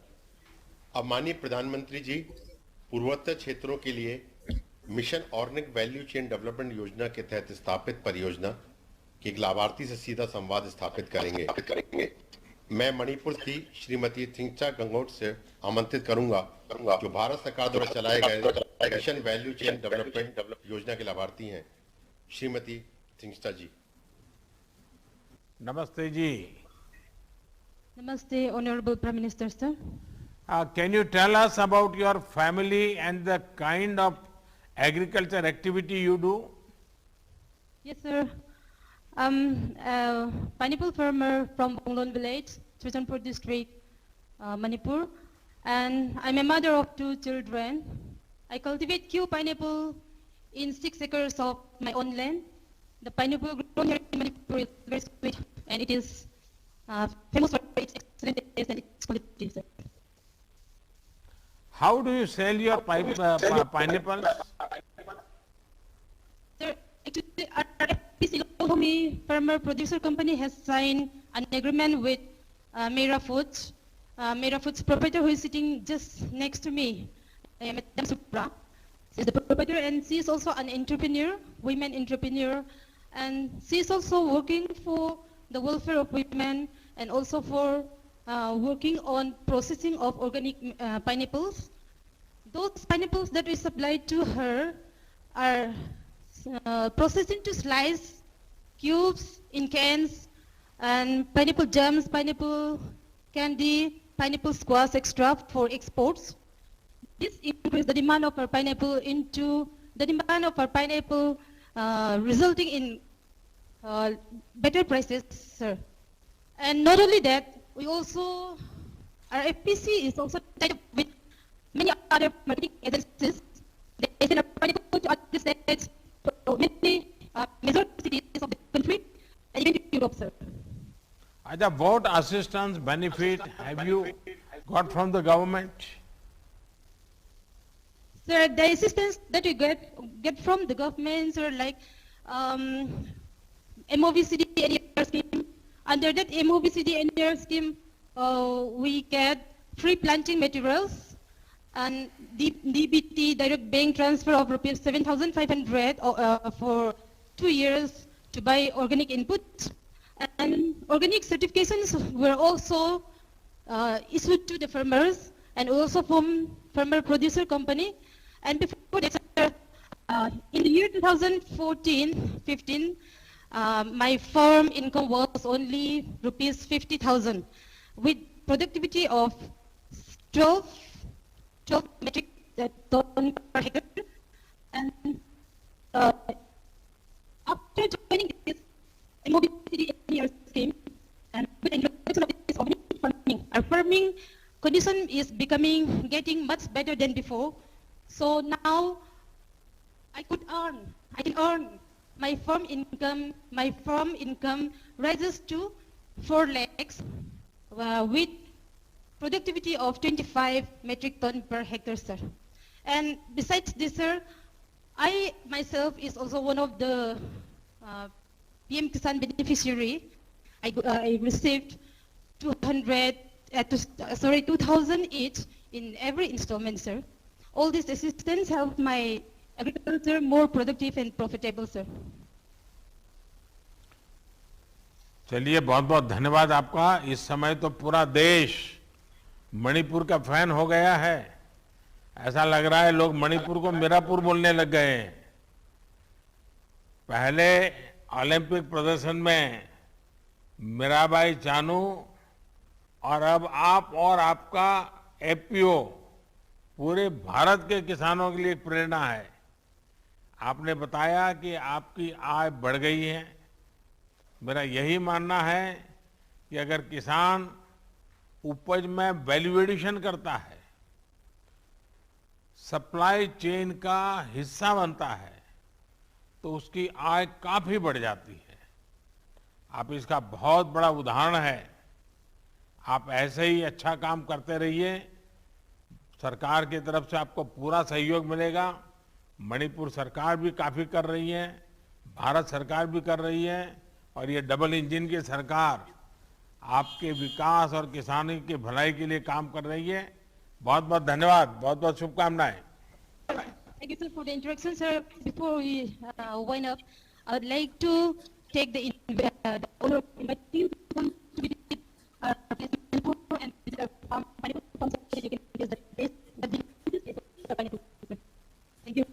Thank you for the introduction, sir. धन्यवाद। Thank you. धन्यवाद। माननीय प्रधानमंत्री जी का किसानों से संवाद हेतु बहुत बहुत धन्यवाद। वह माननीय प्रधानमंत्री जी से देश को संबोधित करने का अनुरोध करेंगे। माननीय प्रधानमंत्री।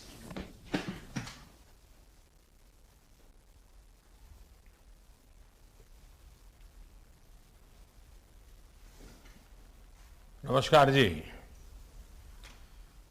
पिछले कई दिनों से मैं सरकार की अलग अलग योजनाओं के लाभार्थियों से चर्चा कर रहा हूं। सरकार ने जो योजनाएं बनाई हैं उनका लाभ लोगों तक कैसे पहुंच रहा है, ये और बेहतर तरीके से हमें पता चलता है। जनता जनार्दन से डायरेक्ट कनेक्शन का यही लाभ होता है।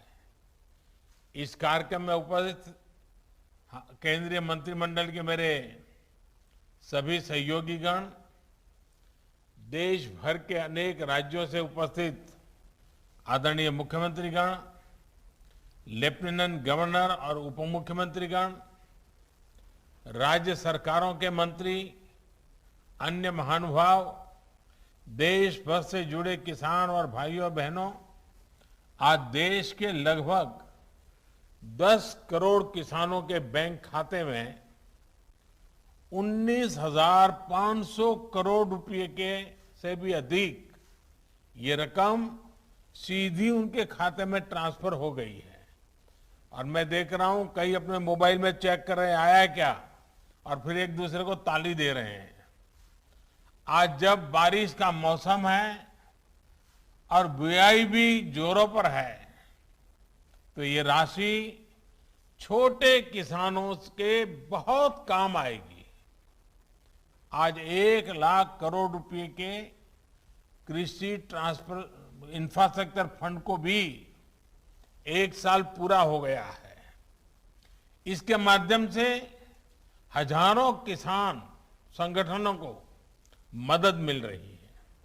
भाई और बहनों, सरकार किसानों को अतिरिक्त आय के साधन देने के लिए, नई नई फसलों को प्रोत्साहित करने के लिए पूरी तरह प्रतिबद्ध है। मिशन हनी बी ऐसा ही एक अभियान है। मिशन हनी बी के चलते बीते साल हमने लगभग 700 करोड़ रुपए के शहद का एक्सपोर्ट किया है, जिससे किसानों को अतिरिक्त आय हुई है। जम्मू कश्मीर का केसर तो वैसे भी विश्व प्रसिद्ध है। अब सरकार ने ये फैसला लिया है कि जम्मू कश्मीर का केसर देश भर में नाफेड की दुकानों पर उपलब्ध होगा। इससे जम्मू कश्मीर में केसर की खेती को बहुत प्रोत्साहन मिलने वाला है।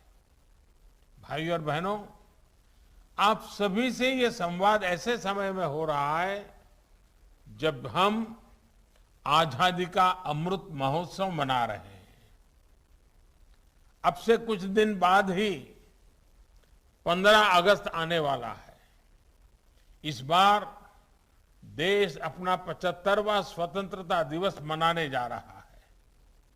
ये महत्वपूर्ण पड़ाव हमारे लिए गौरव का तो है ही, ये नए संकल्पों, नए लक्ष्यों का भी एक बहुत बड़ा अवसर है।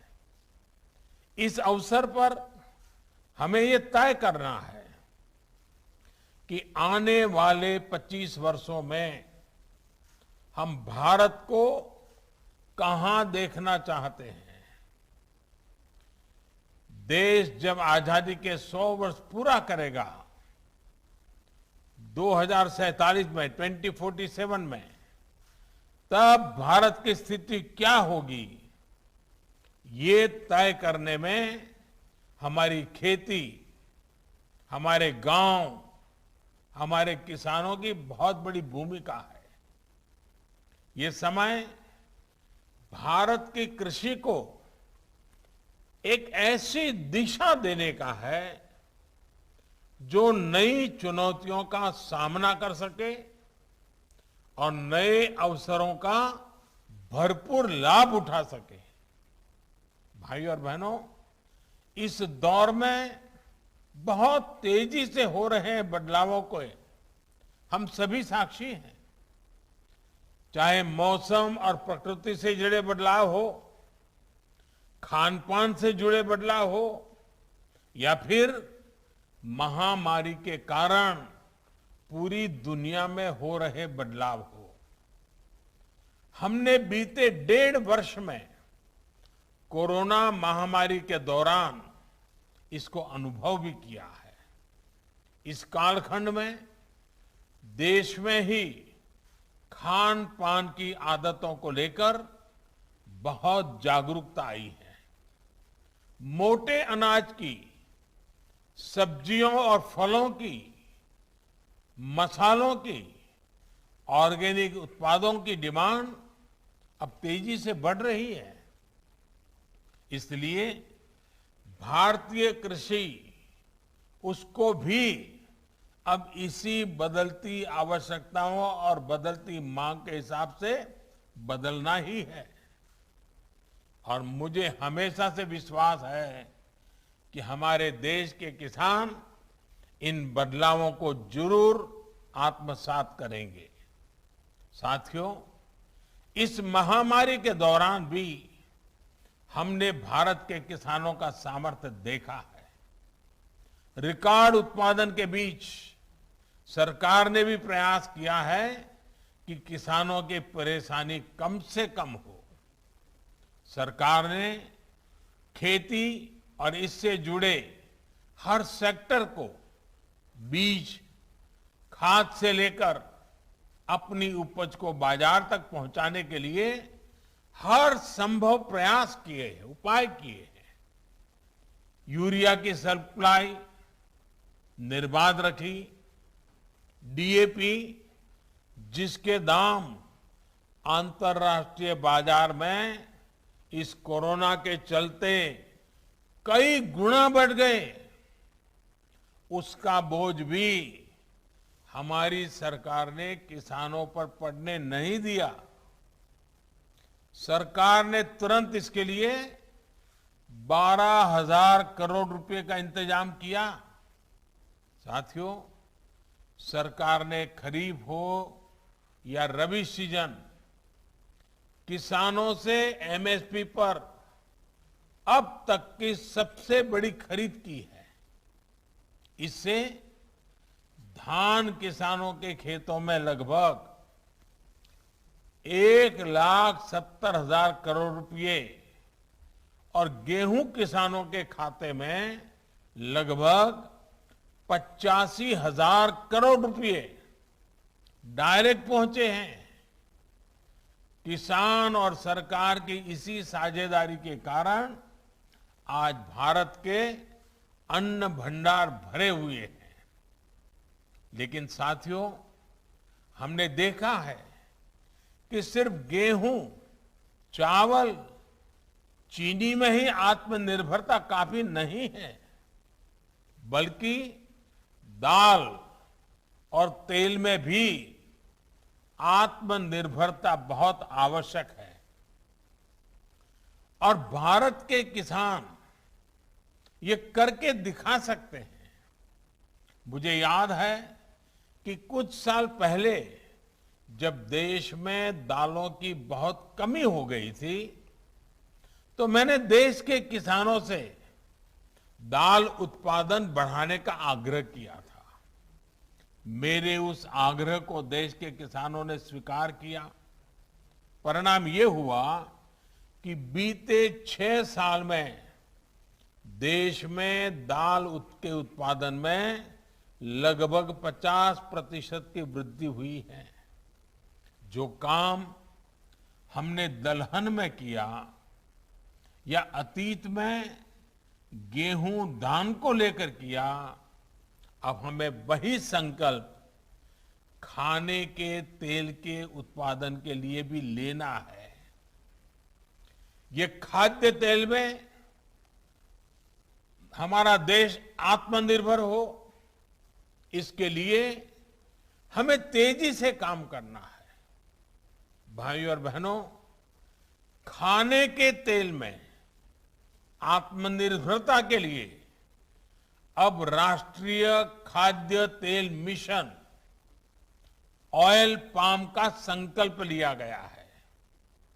आज देश भारत छोड़ो आंदोलन को याद कर रहा है, तो इस ऐतिहासिक दिन ये संकल्प हमें नई ऊर्जा से भर देता है।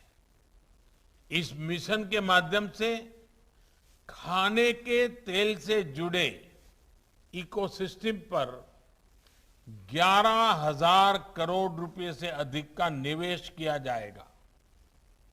सरकार ये सुनिश्चित करेगी कि किसानों को उत्तम बीज से लेकर टेक्नोलॉजी, उसकी हर सुविधा मिले। इस मिशन के तहत ऑयल पाम की खेती को प्रोत्साहन देने के साथ ही हमारी जो अन्य पारंपरिक तिलहन फसलें हैं, उसकी खेती को भी विस्तार दिया जाएगा। साथियों, आज भारत कृषि निर्यात के मामले में पहली बार दुनिया के टॉप 10 देशों में पहुंचा है, पहले 10 देशों में पहुंचा है। कोरोना काल में ही देश ने कृषि निर्यात के नए रिकॉर्ड बनाए हैं। आज जब भारत की पहचान एक बड़े कृषि निर्यातक देश की बन रही है, तब हम खाद्य तेल की अपनी जरूरतों के लिए आयात पर निर्भर रहें, ये बिल्कुल उचित नहीं है। इसमें भी आयातित ऑयल, पाम ऑयल का हिस्सा 55% से अधिक है। इस स्थिति को हमें बदलना है। खाने का तेल खरीदने के लिए हमें जो हजारों करोड़ रुपए विदेश में दूसरों को देना पड़ता है, वो देश के किसानों को ही मिलना चाहिए। भारत में पाम ऑयल खेती के लिए हर जरूरी संभावनाएं हैं। नॉर्थ ईस्ट और अंडमान निकोबार द्वीप समूह में विशेष रूप से इसे बहुत बढ़ाया जा सकता है। ये वो क्षेत्र हैं जहां आसानी से पाम की खेती हो सकती है, पाम ऑयल का उत्पादन हो सकता है। साथियों, खाने के तेल में आत्मनिर्भरता के इस मिशन के अनेक लाभ है। इससे किसानों को तो सीधा लाभ होगा ही, गरीब और मध्यम वर्ग के परिवारों को सस्ता और अच्छी क्वालिटी का तेल भी मिलेगा। यही नहीं, ये मिशन बड़े स्तर पर रोजगार का निर्माण करेगा, फूड प्रोसेसिंग इंडस्ट्री को बल देगा। विशेष रूप से फ्रेश फ्रूट बंच प्रोसेसिंग से जुड़े उद्योगों का विस्तार होगा। जिन राज्यों में पाम ऑयल की खेती होगी, वहां ट्रांसपोर्ट से लेकर फूड प्रोसेसिंग यूनिट्स में युवाओं को अनेक रोजगार मिलेगा। भाइयों और बहनों, ऑयल पाम की खेती का बहुत बड़ा लाभ देश के छोटे किसानों को मिलेगा। ऑयल पाम का प्रति हेक्टर उत्पादन बाकी तिलहन फसलों की तुलना में बहुत ज्यादा होता है। यानी ऑयल पाम मिशन से बहुत छोटे से हिस्से में ज्यादा फसल लेकर छोटे किसान बड़ा मुनाफा कमा सकते हैं। साथियों, ये आप भली भांति जानते हैं कि देश के 80% से अधिक किसानों के पास 2 हेक्टेयर तक ही जमीन है। आने वाले 25 साल में देश की कृषि को समृद्ध करने में इन छोटे किसानों की बहुत बड़ी भूमिका रहने वाली है। इसलिए अब देश की कृषि नीतियों में इन छोटे किसानों को सर्वोच्च प्राथमिकता दी जा रही है। इसी भावनाओं के साथ बीते सालों में छोटे किसानों को सुविधा और सुरक्षा देने का एक गंभीर प्रयास किया जा रहा है। पीएम किसान सम्मान निधि के तहत अब तक 1,60,000 करोड़ रुपए किसानों को दिए गए हैं। इसमें लगभग 1 लाख करोड़ रुपए तो कोरोना के मुश्किल समय में ही छोटे किसानों तक पहुंचे हैं। यही नहीं, कोरोना काल में ही 2 करोड़ से ज्यादा किसान क्रेडिट कार्ड जारी किए गए, जिनमें से अधिकतर छोटे किसान हैं। इनके माध्यम से किसानों ने हजारों करोड़ रुपए का ऋण भी लिया है। कल्पना कीजिए, अगर ये मदद छोटे किसानों को ना मिलती तो 100 वर्ष की इस सबसे बड़ी आपदा में उनकी क्या स्थिति होती। उन्हें छोटी छोटी जरूरतों के लिए कहां कहां नहीं भटकना पड़ता। भाइयों और बहनों, आज जो कृषि इंफ्रास्ट्रक्चर बन रहा है, जो कनेक्टिविटी का इंफ्रास्ट्रक्चर बन रहा है, या फिर जो बड़े बड़े फूड पार्क लग रहे हैं, इनका बहुत बड़ा लाभ छोटे किसानों को ही हो रहा है। आज देश में विशेष किसान रेल चल रही है। इन ट्रेनों से हजारों किसानों ने अपना उत्पाद कम कीमत में, ट्रांसपोर्ट का खर्चा बहुत कम, देश की बड़ी बड़ी मंडियों तक पहुंचाकर अधिक कीमत से माल बेचा है। इसी प्रकार जो विशेष इंफ्रास्ट्रक्चर फंड है, इसके तहत भी छोटे किसानों के लिए आधुनिक भंडारण की सुविधाएं तैयार हो रही है। बीते साल में 6,500 से अधिक प्रोजेक्ट स्वीकृत हो चुके हैं। ये प्रोजेक्ट जिनको मिले हैं, उनमें किसान भी हैं, किसानों की सोसाइटी और किसान उत्पादक संघ भी है, सेल्फ हेल्प ग्रुप भी है और स्टार्टअप्स भी हैं। हाल में एक और बड़ा फैसला लेते हुए सरकार ने तय किया है कि जो राज्यों में हमारी सरकारी मंडियां हैं, उनको भी इस फंड से मदद मिल सके। इस फंड का उपयोग करके हमारी सरकारी मंडियां बेहतर होगी, ज्यादा मजबूत होगी, आधुनिक होगी। भाइयों और बहनों, इंफ्रास्ट्रक्चर फंड हो या फिर 10,000 किसान उत्पादक संघों का निर्माण, कोशिश यही है कि छोटे किसानों की ताकत को बढ़ाया जाए, छोटे किसानों की बाजार तक पहुंच भी अधिक हो और बाजार में मोलभाव करने की उनकी क्षमता भी वृद्धि हो। जब एफपीओस के माध्यम से सहकारी तंत्र से सैकड़ों छोटे किसान एकजुट होंगे तो उनकी ताकत सैकड़ों गुना बढ़ जाएगी। इससे फूड प्रोसेसिंग हो या फिर निर्यात, इसमें किसानों की दूसरों पर निर्भरता कम होगी। वो स्वयं भी सीधे विदेशी बाजार में अपना उत्पाद बेचने के लिए स्वतंत्र होंगे। बंधनों से मुक्त होकर ही देश के किसान और तेजी से आगे बढ़ सकेंगे। इसी भावना के साथ हमें आने वाले 25 साल का एक संकल्प को सिद्ध करना है। तिलहन में आत्मनिर्भरता के मिशन में हमें अभी से जुट जाना है। एक बार फिर पीएम किसान सम्मान निधि के सभी लाभार्थियों को मेरी बहुत बहुत शुभकामनाएं, बहुत बहुत धन्यवाद।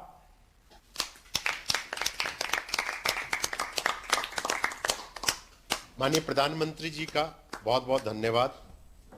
कार्यक्रम के अंत में हम माननीय प्रधानमंत्री जी, केंद्रीय कृषि कल्याण मंत्री जी, उपस्थित माननीय मुख्यमंत्रीगण, केंद्रीय एवं राज्य के मंत्रीगण को अपना अपार आभार व्यक्त करते हैं जिन्होंने इस कार्यक्रम की शोभा बढ़ाई। मैं इस कार्यक्रम में उपस्थित सभी गणमान्य व्यक्तियों का भी, किसान भाई बहनों का भी आभार प्रकट करता हूं। सभी को पुनः नमस्कार। जय हिंद।